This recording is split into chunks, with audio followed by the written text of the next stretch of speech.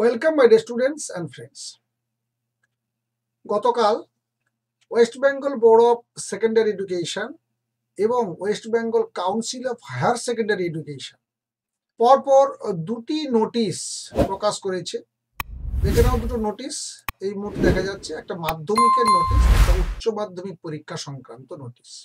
দুটো নোটিশেই মোটামুটি একটি কমন ইনফরমেশন তোমাদের জন্য দিয়েছে, সেটা হচ্ছে 9:45 পরীক্ষা শুরু হচ্ছে, মাধ্যমিকের ক্ষেত্রেও এবং উচ্চ মাধ্যমিকের ক্ষেত্রে, এবং 3 ঘন্টা 15 মিনিট যা শিডিউল টাইম ছিল সেই রকম টাইমটা তোমরা পরীক্ষা দিতে পারবে। যে যে সাবজেক্টগুলো যেদিন যেদিন ছিল সেগুলো পরিবর্তন হয়নি, শুধু সময়টা এগিয়ে এসছে প্রায় 2 ঘন্টা কাছাকাছি। এখন এই সময় এগিয়ে আসার পর তোমাদের অনেকের মধ্যে একটা প্যানিকের জন্ম নিয়েছে। তোমরা অনেকে ভীষণ পাজল হয়ে গেছো, কি করবে না করবে। তো মূলত তোমাদের কি করণীয় এই মুহূর্তে কিংবা পরীক্ষার দিনগুলিতে, তাই নিয়ে তোমাদের পরামর্শ দেওয়ার জন্যই মূলত এই ভিডিও। দেখো, জীবনে চলার পথে অনেক রকম পরিস্থিতির সামনে আমাদেরকে দাঁড়াতে হয়। চেষ্টা করতে হবে যে পরিস্থিতি তোমার সামনে এসে হাজির হয়েছে সেটাকে তোমার অনুকূলে নিয়ে আসা, অর্থাৎ তোমার পজিটিভ থিঙ্কিং এর সাহায্যে সেই সমস্যাটাকে ওভারকাম করা। তাহলে এক্ষেত্রে কি করা যেতে পারে? কারণ কালকেই এর আগের ভিডিওতে আমি জানিয়েছিলাম যে তোমাদের যদি 9:30 পরীক্ষা শুরু হয়, তাহলে 9:15 থেকে 9:30 মধ্যে তোমাদের পরীক্ষা কেন্দ্রের মধ্যে ঢুকে পড়তে হবে। তাহলে অন্তত 1 ঘন্টা আগে বাড়ি থেকে বেরোতে হবে। এবারে পরীক্ষা কেন্দ্র থেকে বাড়ির দূরত্ব বিভিন্ন ছাত্রছাত্রীর বিভিন্ন, কেউ আধ ঘন্টায় পৌঁছাতে পারো, কেউ 1 ঘন্টা লাগে। যারা একদমই কখনো পরীক্ষা কেন্দ্রে যাওনি, তারা একবার তোমার বাড়ি থেকে তোমার পরীক্ষা কেন্দ্র পর্যন্ত দূরত্ব কত, যদি তোমরা যে গাড়িতে করে তোমরা যাবে সেটা কোনো রিক্সা হতে পারে, কোনো মেশিন ভ্যান হতে পারে, কোনো টোটো হতে পারে, কোনো গাড়ি হতে পারে, তো সেইটা নিয়ে কত সময় লাগবে যেতে, সেটা একবার এখনই এরই মধ্যে একটা দিন গিয়ে ঘুরে আসতে পারো। তাহলে একটা আন্দাজ তুমি তৈরি করতে পারবে তুমি বাড়ি থেকে কখন বেরোবে। আর বাড়িতে তার আগেও কিছুটা প্রিপারেশন তোমাদের দরকার হবে, চান করতে হবে, খাওয়া দাওয়া করতে হবে। তাহলে সেই সময়টাও তোমাদের ওইখান তারপরে বের করে আনতে হবে, তার সঙ্গে অ্যাড করে আরো একটু এগিয়ে যেতে হবে। তাহলে সকালবেলা তোমার হাতে আর কতটা সময় থাকছে সেটা নিয়ে পরিকল্পনা করতে হবে। সকালবেলা তোমরা খুব একটা কিন্তু সময় পাবে না রিভিশন দেওয়ার জন্য। যে সাবজেক্ট পরীক্ষা রয়েছে সেই সাবজেক্টের পরীক্ষার জন্য তোমরা কিন্তু খুব একটা সময় পাবে না। তাহলে কি করতে হবে না, যেমন তোমরা সকালে পাচ্ছ না, তোমরা কিন্তু বিকালে পাবে। কারণ প্রত্যেক দিন তোমাদের পরীক্ষাটা কিন্তু শেষ হয়ে যাচ্ছে 1টাতে, যেটা শেষ হতো 3:15-20 আগে তুমি রুম থেকে বেরোতে পারতে না, বাড়ি আসতে আসতে 4টা 4:30 বেজে যেতে পারতো। তাহলে বিকালে আর পড়াশোনারই হতো না। কিন্তু এক্ষেত্রে তোমরা বিকালে কিন্তু পড়াটা করতে পারবে, অর্থাৎ তার আগের দিনের বিকালে তুমি কিন্তু সময়টা পেয়ে যাচ্ছ সেই 2 ঘন্টা, এবং এই 2 ঘন্টাকে কিন্তু কাজে লাগাতে হবে। তাহলেই তোমাদের পরিকল্পনা ঠিকঠাক থাকবে বা পরীক্ষার প্রস্তুতিটা ঠিক জায়গায় থাকবে। অর্থাৎ পরীক্ষা শেষ হয়ে গেলে দ্রুত পরীক্ষা সেন্টার থেকে বেরিয়ে বাড়ি পৌঁছে যাও, এসে চটপট কিছু হালকা খাবার খেয়ে নাও, খেয়ে নিয়ে একটু বিশ্রামে চলে যাও বা একটু শুয়ে পড়ো, ঘন্টাখানেক একটু ঘুমিয়ে নাও। তারপরে অ্যালার্ম দিয়ে রেখো, কিংবা বাড়িতে বাবা মাকে বলে রেখো যে যেন তুলে দেয়। তারপরে দেখবে একটু চোখে মুখে জল দেওয়ার পরে একটু ঘুরে এলে, একটু রাউন্ড দিয়ে এলেই দেখবে শরীরটা ঝরঝরে লাগছে, পড়তে বসে যাও। অর্থাৎ যে 2 ঘন্টা তুমি সকালে প্রিপারেশনটা নিতে সেটাকে বিকেলে করে নাও, এবং রাত 11টা 12টা, ম্যাক্সিমাম 12টা, তারপরে আর যাওয়া উচিত নয়। এমনিতেই খাওয়ার পরে পড়তে বসলে শরীর খারাপ হওয়ার সম্ভাবনা থাকে, যেহেতু পরীক্ষার সময় ঘুম ভালো দরকার। রাত্রিতে যে খুব ভালো ঘুম দেবে তার কিন্তু পরীক্ষা ভালো হওয়ার সম্ভাবনা অনেক বেশি, কারণ ঘুম শরীরকে কিন্তু খুব তাজা রাখে। তাই ঘুমের সময়টা কমানো যাবে না, তার আগে কিংবা পরে সময়টাকে কাজে লাগাও এবং পুরোপুরি কাজে লাগাও। তারপরে ধরো তোমাদের অনেকের ছোটখাটো টুকটাক শারীরিক অসুস্থতার ব্যাপার থাকে, কারোর হয়তো দেখবে কোনো কন্টিনিউ কোনো ওষুধ খেতে হচ্ছে, কেউ দেখবে কোনো চোখের সমস্যায় হয়তো ভুগছো, কারোর চশমা ব্যবহার করো।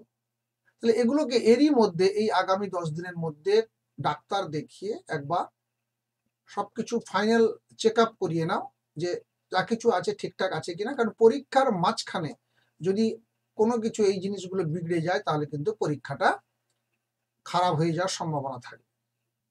তৃতীয়ত, এই পরীক্ষা পর্যন্ত কিংবা পরীক্ষা চলাকালীন বা শেষ হওয়া পর্যন্ত, অর্থাৎ আগামী 12ই ফেব্রুয়ারি পর্যন্ত খেলাধুলা করার সময় খুব সাবধানতার সঙ্গে খেলাধুলা করো, যাতে কোনো অঙ্গ প্রত্যঙ্গে আঘাত না লাগে।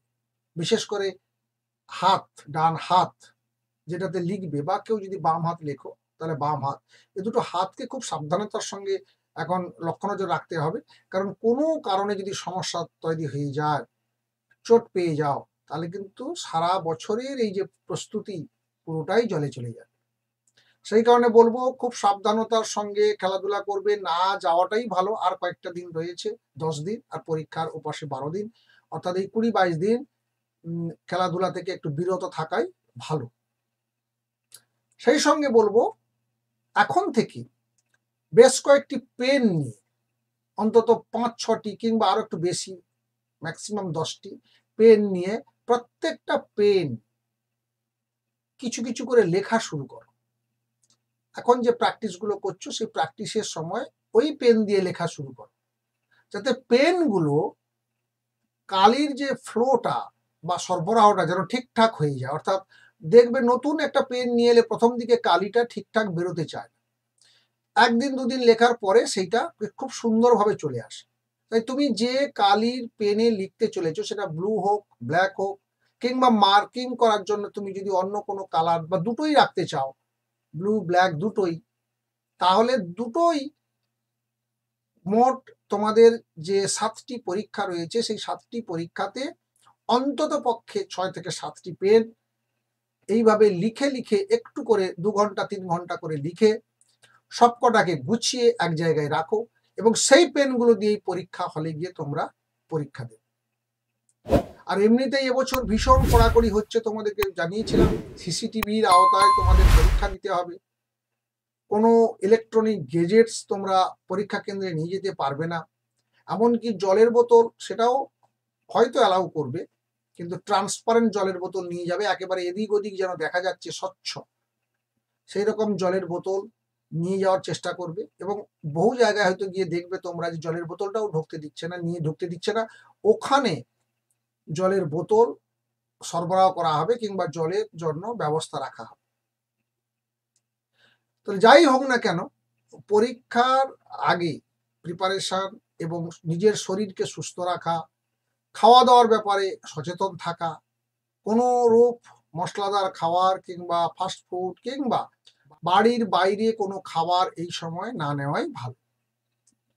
আর অবশ্যই শরীরের দিকে নজর দেবে, কোনোরূপ ঠান্ডা যেন না লেগে যায়, কারণ শীতকাল রয়েছে, তাই ঠান্ডা যেন না লাগে সেটাও তোমাদের দেখতে হবে। একেবারে বিকাল হয়ে গেলেই সুন্দর গরমের পোশাক ভালো করে পরে ফেলতে হবে, যাতে ঠান্ডা কোনোভাবেই কাবু করতে না পারে। তো এইসব ছোট ছোট ব্যাপারগুলো এখন থেকে কিন্তু নজর দিতে হবে। আর পরীক্ষার যেহেতু সময়টা এগিয়ে এসছে, তাই সকাল সকাল উঠে যতটুকু সময় হাতে থাকছে, হয়তো 1 ঘন্টা কি 1.5 ঘন্টা তোমরা হাতে পাবে, যদি 6টায় ওঠো কি 5:30টায় উঠে পড়ো, তাহলে তোমরা ঘন্টাখানেক হাতে সময় পাবে। একেবারে শেষ মুহূর্তে একটু ঝালিয়ে নেওয়া, পয়েন্টগুলো একটু দেখে নেওয়া, এগুলো দেখে নিয়েই চানে চলে যেতে হবে। তারপর চান করে এসে খাওয়া দাওয়া, তারপরে তোমাদের নির্দিষ্ট গাড়িতে করে সেন্টারে যাওয়া।